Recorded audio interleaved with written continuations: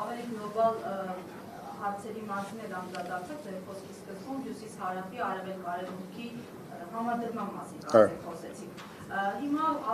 քանի որ մենք իրականության հետ ենք առերեսվում, որ թիպն է կյանքի կոչվում եւ արդեն խմբեր են եկել, ուսումնասիրում են, դուք թիպի հարցում ինչ մոտեցումներ ունեք, նկատում են միասնության թեժեր նախաձեռնությունը եւ իշխանություն դառնալու պարագայում ինչպես է խաղարկելու, որ օրինակ արևելք-արևմուտքը հյուսիս-հարավի հետ համադրվի, եթե Ամերիկայի Միացյալ Նահանգները չեն պատրաստվում տեսնել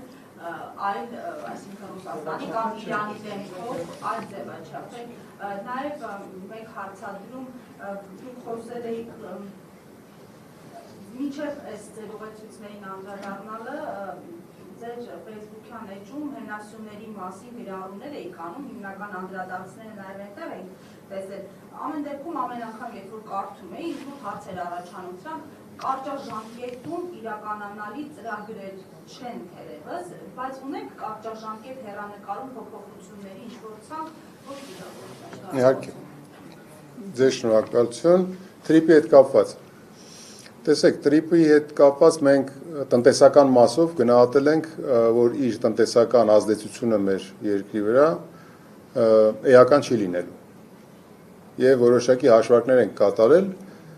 երբ որ պատկերացրեք ոչ մի բան դեռ հայտնի չէր, մենք միջազգային լրահոսից փորձում ենք ինչ-որ պատառիկներ տեղեկատվական վերցնել եւ դրա հիման վրա դատողություններ անել, խոսքը գնում է ժամանակին ամենայենց սկզբնական փուլում, որ դա լինելու է էստակադային ինչ-որ մի կառույց, այսինքն լինելու է էստակադաների վրա, լինելու է այդ 43 կիլոմետրը եւ ինքը ըստ էության չի ունենալու հաղորդակցություն մեր ներքին տրանսպորտային եւ կոմունիկացիոն ենթահամակարգերի։ Մենք այն ժամանակ հաշվարկ էինք արել, որ այդ պարագայում, տեսեք, ստացվում է, որ ամբողջ աշխարհում տարանցիկ փոխադրումներից եկամուտները հաշվարկվում են փոխադրվող տոննաժի հիման վրա։ Ասենք մեր պարագայում մենք հաշվարկել էինք 5-ից 7 դոլար 1 տոննա եւ նախնական գնահատվում էր, որ 10-ից 15 միլիոն տոննա փոխադրման բանա ունենալու, հնարավորություն ունենալու այդ էստակադային TRIP-ը, լավագույն դեպքում թողնի 20 միլիոն տոննա։ Թող այսօրվանն էլ իրանց թողնի 20 միլիոն տոննա եւ լինի ենթադրենք 7 դոլար 1 բան է։ 20 միլիոն անգամ 7 դոլար, անում 140 միլիոն։ 140 միլիոնի 26% ինչքան անում։ Այդքանն է Հայաստանի լավագույն դեպքում տարեկան բաժնե մասնակցություն, այսինքն մի քանի տասնյակ միլիոն դոլարի մասին է խոսքը։ Սա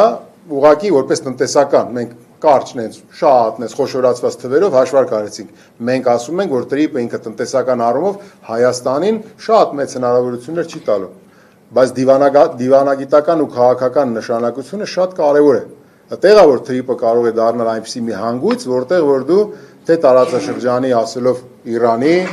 Չինաստանի, Հնդկաստանի, Ամերիկայի Միացյալ Նահանգների եւ Ռուսաստանի շահերը կարող ես համախմբել եւ համատեղել այս հանգույցի շուրջ։ Սրա վերաբերյալ մենք մեր տեսակետները հայտնել ենք։ Այսինքն սա քաղաքական առումով ինքը շատ կարևոր է, տնտեսական առումով այդքան էլ չէ։ Քաղաքական առումով ինչով է կարևոր, օրինակ դուք ինչպես եք կարևորում։ Դե պարզ, տեսեք, մի օրինակ ասեմ, Ռուսաստանից գալիս են ազդակներ, որ իրենք դեմ չեն, չէ, TRIP-ում իրենց մասնակցությունը որոշ չափով քննարկել։ Եթե մենք բոլորս տեսնում ենք, դա այնպես չի էլի, որ ասենք շղարշի ներքո է, չէ, տեսնում ենք, չէ, որ Ամերիկայի Միացյալ Նահանգներն ու Ռուսաստանի Դաշնությունը որոշակի երկխոսության մեջ են, մենք դա տեսնում ենք։ Եվ օրինակ տեսեք, եթե Ռուսաստանի ու Ամերիկայի Միացյալ Նահանգների շահերը օրինակ մենք կարողանանք համադրենք մեր շահերի հետ եւ համախմբենք TRIP-ի ներքո։ Օրինակ եմ ասում։ Մյուսը, մենք ունենք չէ մետաքսի ճանապարհ։ Մենք ունենք չէ հյուսիս-հարավը, որը ըստ էության Հնդկաստան-Ռուսաստան պրոյեկտը դեռևս 2000-ականների սկզբներից։ Հետևաբար մեր անելիքը նա է, որ մենք թե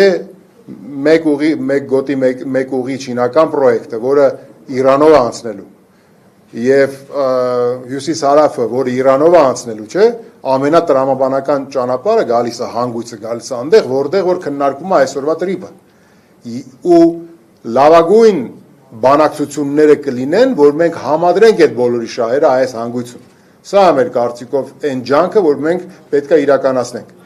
Հետևաբար, որpիսի դու բանակցություններ վարես եւ բանակցություններում ունենաս որոշակի հաջողություններ,